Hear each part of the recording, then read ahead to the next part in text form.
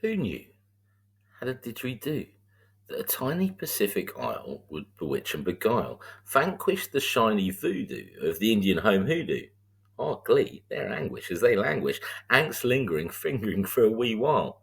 Who had a Scooby Doo? Come on, not me or you. The Kiwis would not just survive, but thrive. Contrived that the Indians would literally be eaten alive.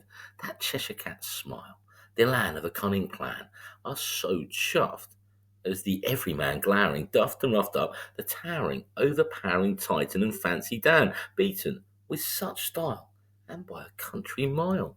Who knew cricket could be celestial, ethereal, even extraterrestrial? Subcontinent critics moans and groans, in glass houses hurling stones, excoriating fresh flesh, unfurling from the Indians' team's bones. Us just tapping our phones, luxuriating in a lobe-lapping lagoon of clapping dreams, silkily backslapping. Kiwi swoon, croon, after the ultimate boon. Our only series win out there, in the land of spin and hair flare, being candid, normally just despair, stranded in their lair, in the firing line, since men first landed on the moon in 1969. Weren't given a chance in this high noon shootout, but did dance to a different tune. Had the clout to rebuff the Indian pout, muster enough to fluster their bluster, a rambunctious rout. Remember each smouldering ember, 46 all out. India, a belittled and skittled, bamboozled buffoon.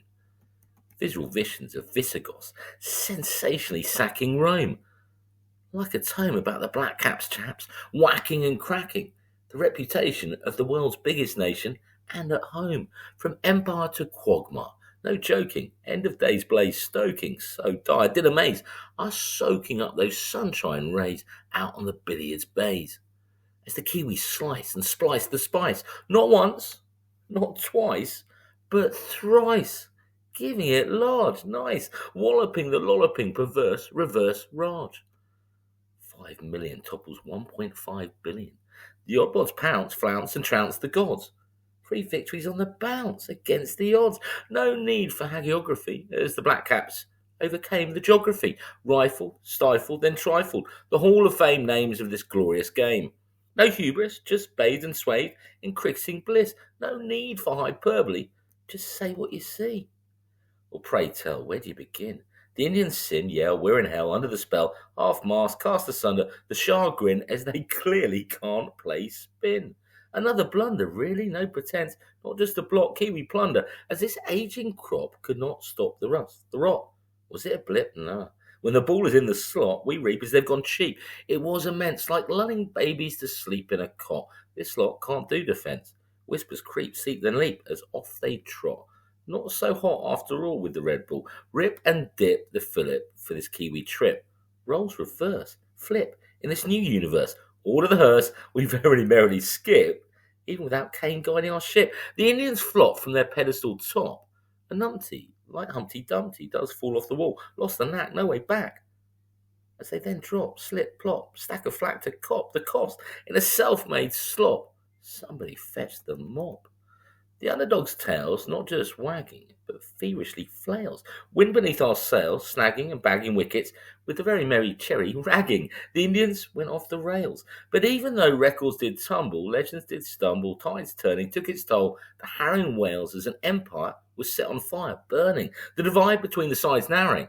Lacking continental conundrums, leaking, crumble, never flagging. The experimental Kiwis will always stay so humble. Won't be bragging. Not a phony shaped pony would be detrimental. So no slagging or baloney. It's not being droll. We've got soul. And it's just not the way we play or roll. The clever Black Caps planned, soared, having ignored the underhand crowd in the stand.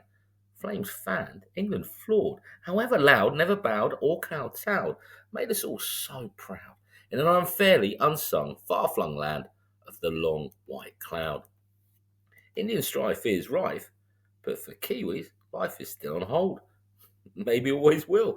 Well, we were so bold. The story of glory, forever told, the thrill, emotion spill. Not even an Indian, one with their devotions, could scold what we did all behold. How we didn't fold. Notions that the host didn't just choke, but we did bust and then broke the mould. We kept the Indians under the cosh, even with the serious, delirious splosh of dosh from that bish bash bosh tosh. Can't pillory. This expedition is like Everest and Hillary.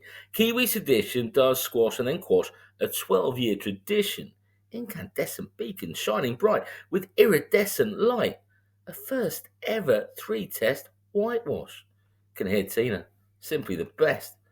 Not the same tired, lame, record breaking rendition in this latest, greatest, earthquaking rendition, as we did go them to implode, or was it explode? If only I'd placed a bet. As the Indians get set to trample on an ample road of forget, regret, perdition. Cannot Adam and Eve it still?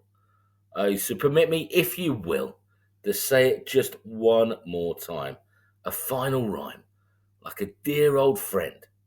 It really did end. The Kiwis, the Black Caps 3, India 0.